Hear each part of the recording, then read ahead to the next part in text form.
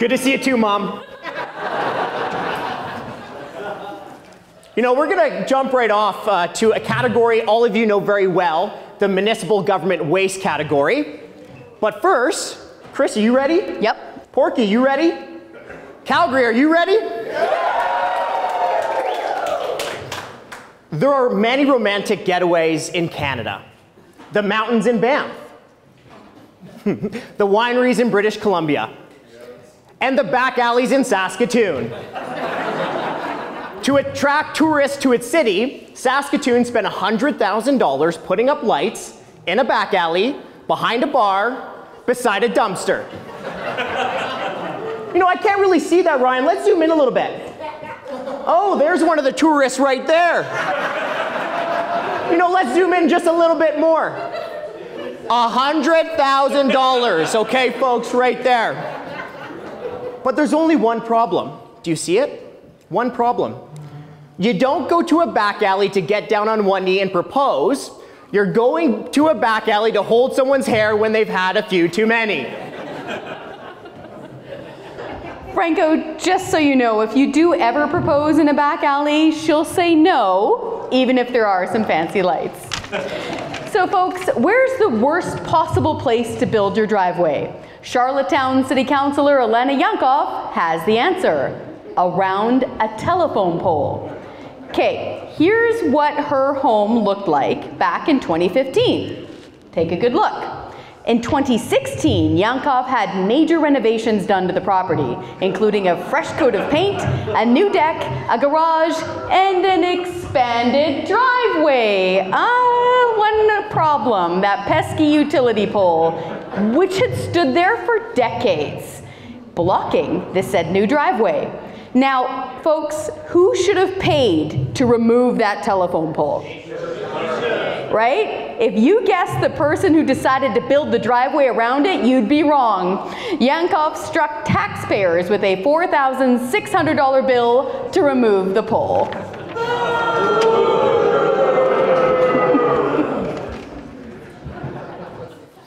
There's one thing the City of Calgary is good at. Blowing taxpayers' money on crappy public art.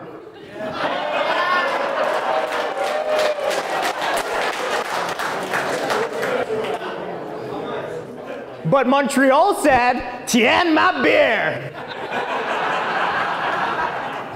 After Calgary spent $470,000 on its much-hated Big Blue Ring, Montreal decided to build a giant ring of its own that cost taxpayers $2 million. I guess nobody told Montreal that a cheap knockoff should cost less. They hire the same artist. And if you put your ear up to that giant ring in Montreal, it is said that you'll hear the sucking sound of equalization payments.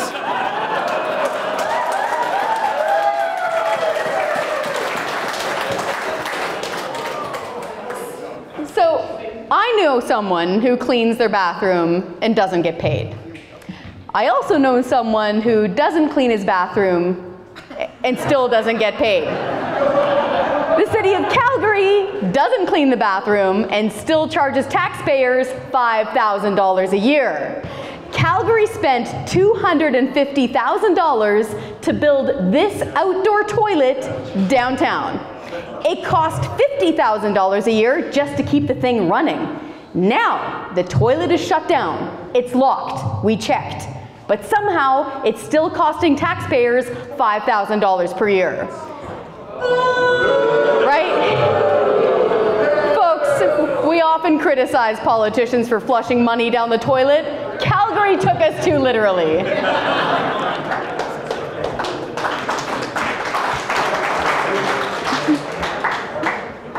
Winter season is pretty long in Winnipeg, but construction season is even longer. Wanna know why? Because the traffic department at the City of Winnipeg is wasting millions of dollars on make-work projects. Let's just take one traffic pole at one intersection as an example. This is 2016. This is 2017. Same intersection. And this is 2018. You see what happened 3 years, 3 different lights, 3 different placements, and this happened at intersection after intersection across the entire city. Here's the thing.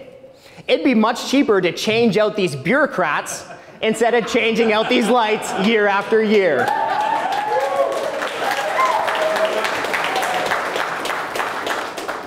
And with that, can I please get the winning envelope? Oh, we had to. The winner of the municipal government waste category is Charlottetown councillor Alana Yankov.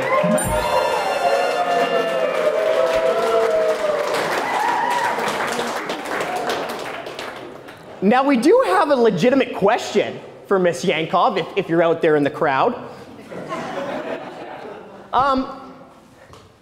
Did you notice the pole before you built your driveway there? Because if you didn't, maybe driving isn't for you.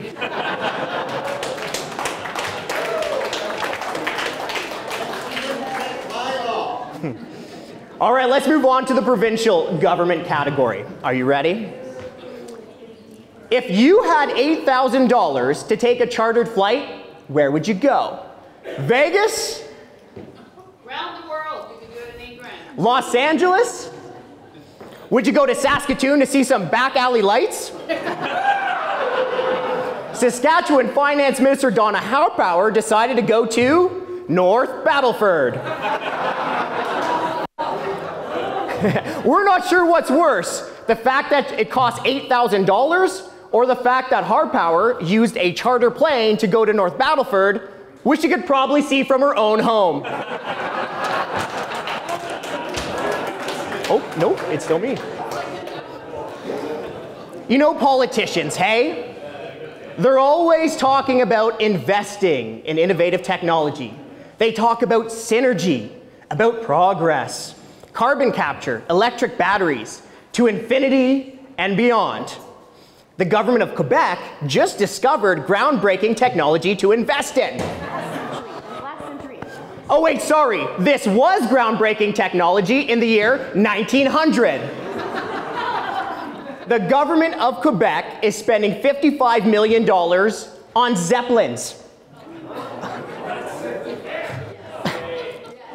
Remember what happened to the last Zeppelin?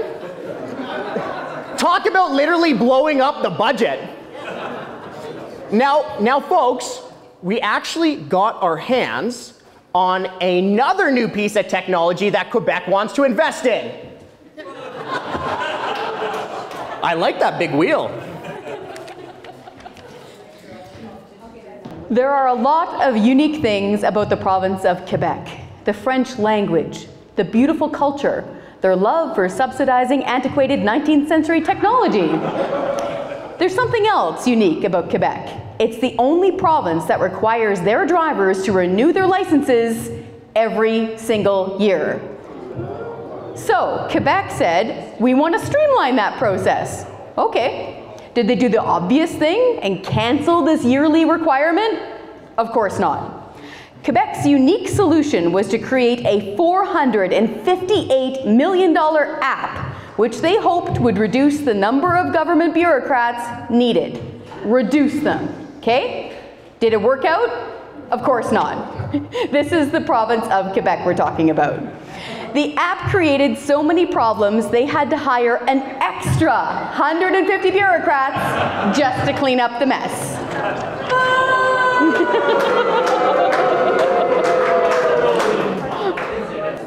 Tell us how you really feel.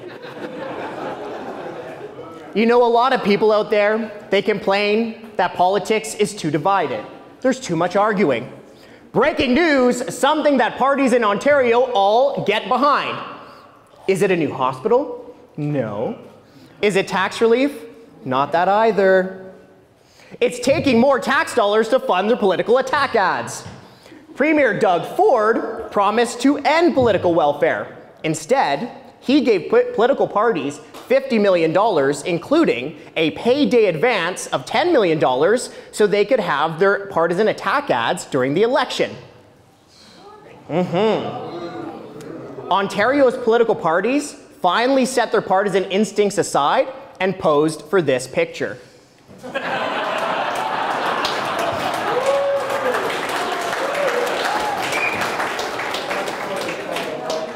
And with that, can I please get the winning envelope? Oh, this is going to play well here. The winner is the SAAQ in Quebec.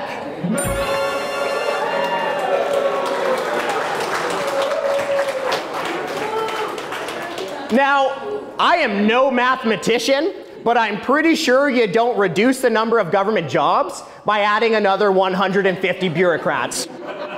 But you do if you're the only province that forces your drivers to renew their license every single year. They're French, they can't drive. I didn't say it. Now let's move to the federal category.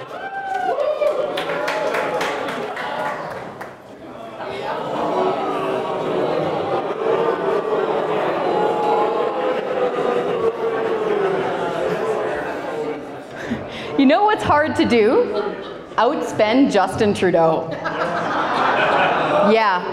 Governor General Mary Simon said, "Hold my beef carpaccio." Simon and her 29-person entourage managed to outspend Trudeau's annual grocery bill on a single week-long trip on airplane food. Simon claimed the food was pretty much like normal airplane food. Folks, listen to this. You be the judge. They had beef Wellington with red jus, pan-fried chicken scallopini in a wine reduction sauce. They had apple and cranberry stuffed pork tenderloin. All told, when it was all done, Simon and her entourage spent nearly $100,000 on in-flight catering.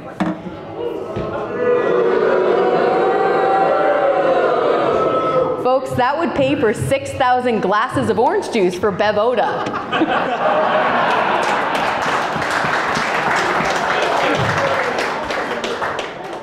Who's the last guy in Canada you want as your negotiator? He's giving Volkswagen $13 billion to build a $7 billion factory. Now, just imagine being in the negotiation room with that guy.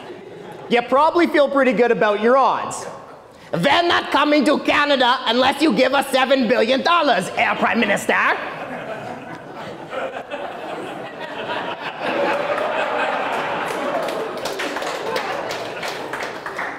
Trudeau, always the taxpayer watchdog, strikes back, will you take $13 billion? A good negotiator buys one, gets one free. Trudeau gets one, pays for two.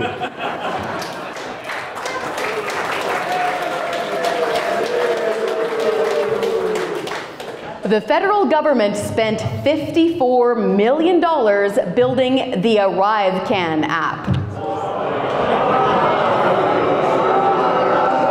That was a stinker for sure. So techies couldn't believe this thing cost so much to make. So over the Thanksgiving long weekend, two independent people, two different techies, went and recreated the app, and they still had time to walk up the stairs and enjoy the turkey dinner made by their mom. Techies said recreating the app actually only cost about 250 grand. So instead of months and $54 million, the federal government could have just bought a couple of nerds a case of Red Bull.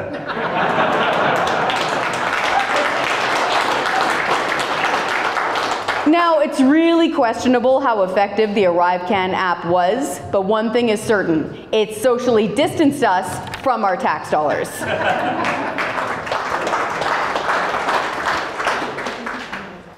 Our next nominee was the biggest mystery in Canada for months. No one knew who stayed in the $6,000 per night hotel room, except for 38 million Canadians. For months, the government refused to tell Canadians who stayed in that luxurious hotel room. Bureaucrats tried to bend all the rules to keep the information from you. They even said it was a security risk to let Canadians know who stayed in that room 5 months prior. Was the government worried about the Terminator traveling back in time to that room? The Canadian Taxpayers Federation, though, we launched a legal fight. And magically, the government managed to admit who stayed in that room. Who was it?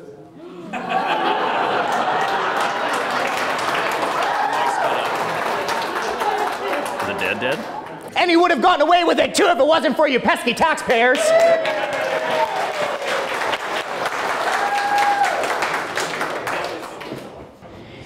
Have you ever overpacked for a trip? Take too many shoes, too many swimsuits, too many hair products? Don't worry, you're not alone. The CEO of the Business Development Bank of Canada also has a tendency to overpack. Flying from Montreal to beautiful British Columbia, Isabel Hudden overpacked one too many chauffeurs. That's right. Hudden brought a personal chauffeur driver with her to BC. Most people are like, honey, I forgot my coat. Hudden, I can't possibly leave ma maison without my chauffeur. But it happens. Who among us has not packed one too many chauffeurs for a trip? Hudden did it twice.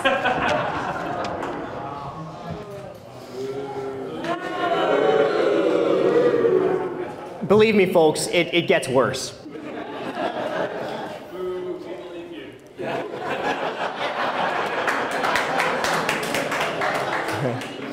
Global Affairs Canada spent $4,000 on a show to have Taiwanese seniors talk about their sex lives. No, you heard that right. The Canadian government spent $4,000 on a show where seniors told sex stories. And they weren't even Canadian seniors. The government is outsourcing old person sex stories to Taiwanese seniors.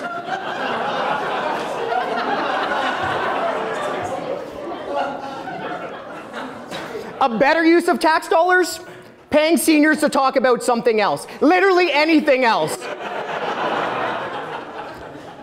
Besides, we all have that one uncle who would tell these stories for free, like this guy.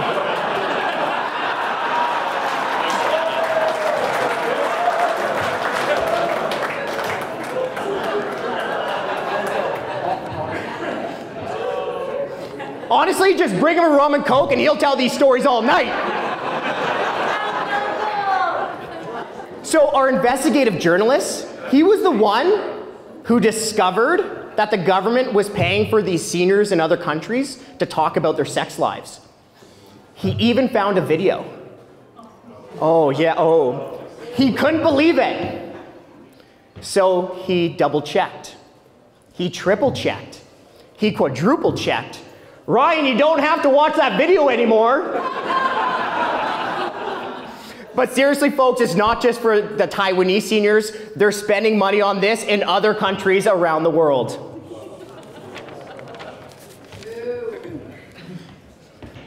And with that, may I please have the winning envelope?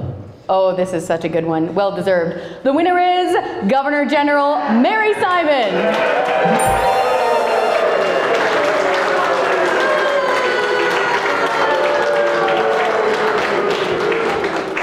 Governor General Mary Simon and her band of bureaucrats billed taxpayers for $100,000 for her fancy airplane food during a week-long trip to the Middle East. Folks, we got to give you a little bit of background on this, okay? There's more to this story. So at a parliamentary committee, these bureaucrats actually told Parliament that they... I know, it's just not working very well. Can you still hear me? Can you still hear me? It keeps turning itself off. I blame C11.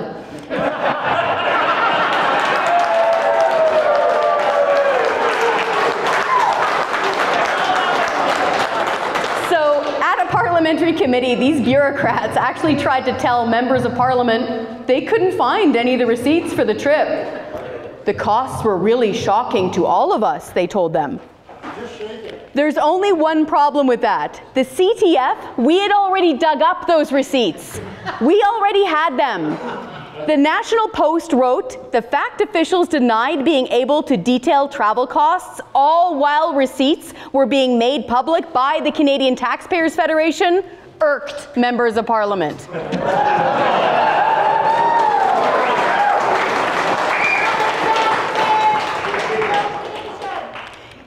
It's okay though. So after these bureaucrats got caught, they said they were going to take this really seriously.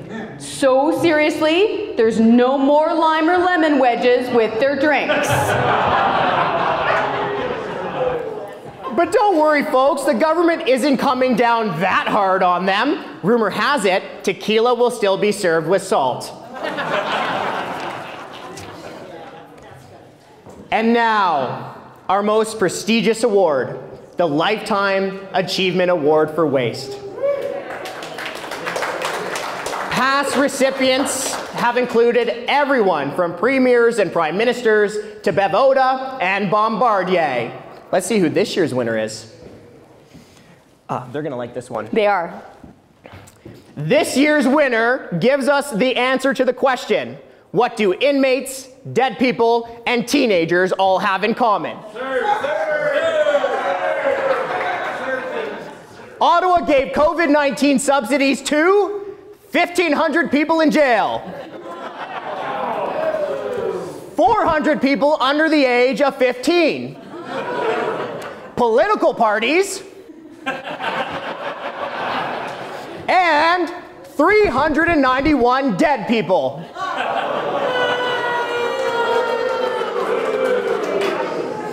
Hey, you know what? I'm almost surprised this guy didn't get a check. We're talking about a lot of money here, folks. Potentially more than $32 billion in ineligible or questionable subsidies were made.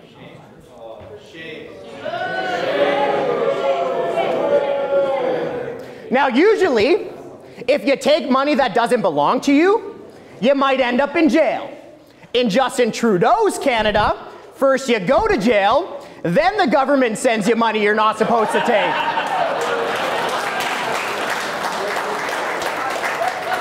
Because it sent buckets of cash to dead people, inmates, questionable businesses, and teenagers during the pandemic and can't be bothered to fully investigate it, the CRA is a worthy recipient of this year's Lifetime Achievement Award for Waste.